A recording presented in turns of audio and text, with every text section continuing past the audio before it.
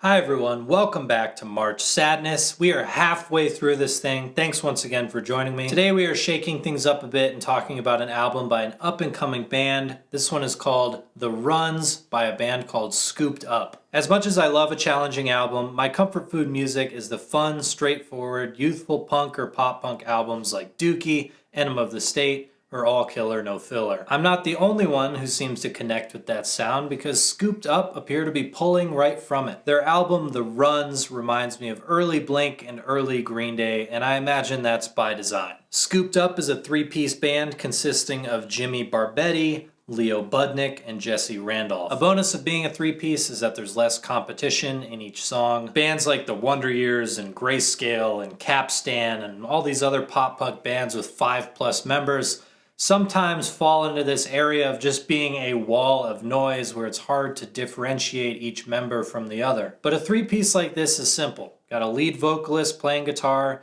got a bassist, and you have someone behind a drum kit. It's the same formula as Blink, the same formula as Green Day, and I feel like it's not a formula that I see very often anymore. While this album does get emotional, it doesn't feel the need to bait you or manipulate you by ramping up an octave that the singer can't quite hit. The Runs has a clearly defined playbook, with no room for pinch hitters or curveballs or tonal shifts from left field, or whatever other baseball references you can think of that might apply here. Scooped Up has no room for that. Instead of using theatrics and being dramatic, often The Runs just picks up speed. At 27 minutes and 14 songs, this album literally does not have time to waste on half-baked experimentation. The Runs spends its time wisely by focusing on fast-paced energy and tongue-twister-esque verses that I have no clue how Jimmy will manage to sing along and play these at the same time live. And I know it's tempting to look at the album cover and the packaging and just write this album off as being juvenile. Honestly, that's exactly what I was expecting to do. Contrary to the packaging, these songs aren't dedicated to being a jackass. Sure, there's the youthful skate punk aesthetic that some people may associate with moderate jackassery,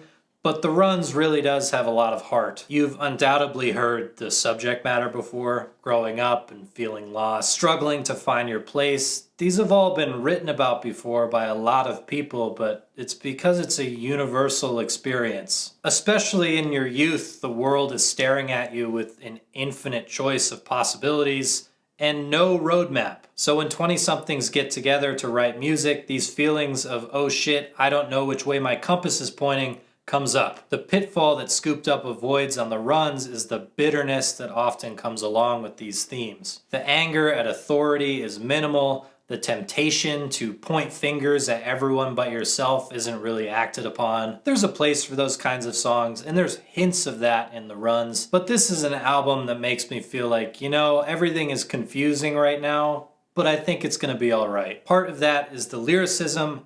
The other part is Jimmy's laid-back and almost shy vocal performance. This style is well suited to the rapid-fire verses in songs like Slingshot and Slacker, where I hear themes of acceptance rather than themes of anger. The Runs isn't a BMW, it's not fancy, there's not going to be a commercial for it before a golf tournament. This thing is built for speed to be raced around a mud track and crash into walls. There's no time for precision engineering and other stupid metaphors. But in this metaphor, I imagine it trying to keep up with Narwolves or Half Hour of Power. Leo on bass and Jesse on drums definitely get the memo here. Make it fast and make it fun. But I wonder how they're holding up in live shows because I can't imagine playing all these songs in rapid succession. That rapid pace admittedly makes these songs kind of bleed together a little bit, so the breaks between the songs don't split the album up as much as the various cool moments do.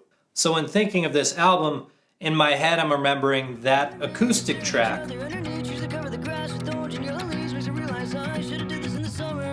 That song with the insane chorus and riff combo, or the one that I instantly knew was my favorite on the record.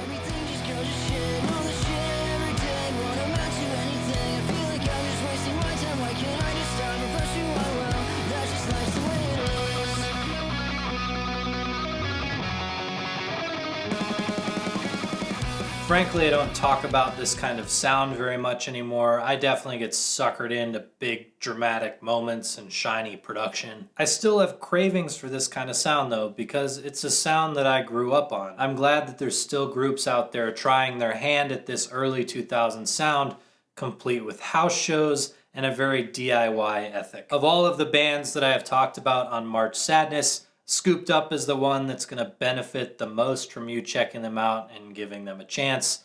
So I've linked everything in the description. If they aren't really your thing, I appreciate your time anyway, and I very much hope to see you in tomorrow's episode of March Sadness. Thanks for watching.